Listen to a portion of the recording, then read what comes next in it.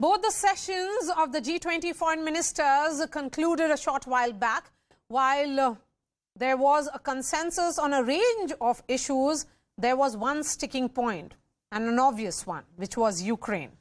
Which is why there is not going to be any joint communication from the foreign ministers. Russian Foreign Minister Sergey Lavrov has lashed out at the West for stalling negotiations between Ukraine and Russia. Right after External Affairs Minister S. Jaishankar held bilateral talks with U.S. Secretary of State Antony Blinken, Jaishankar also met China's Foreign Minister Qin Gang, who is on his first trip to India.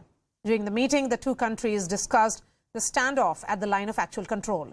The discussions were focused on establishing peace and tranquility in the border areas.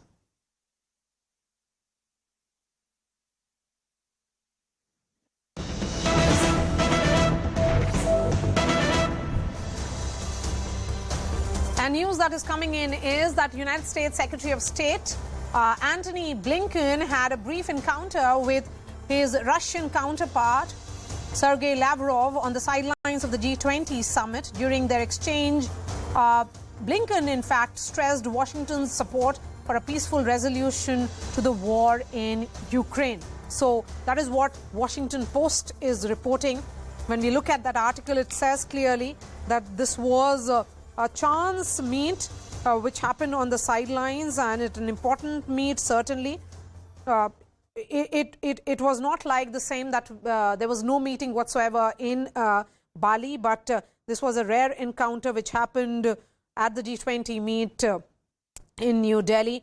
And in this meeting, Blinken in fact stressed Washington's support for a peaceful resolution to the war in Ukraine that maintains the country's territorial integrity, said a State Department official.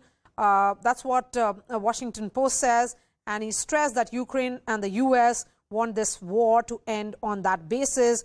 But what has been missing is a similar determination from Moscow.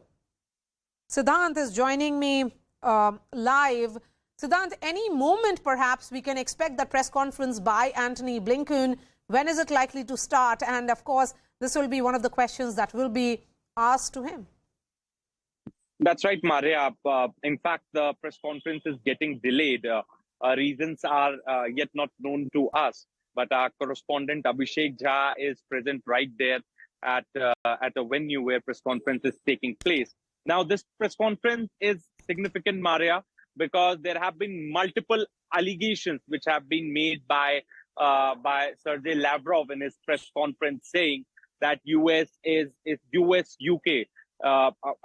Western powers are still practicing a colonial style of functioning. He also alleged that the price oil cap is being put in place so that they get benefit out of it.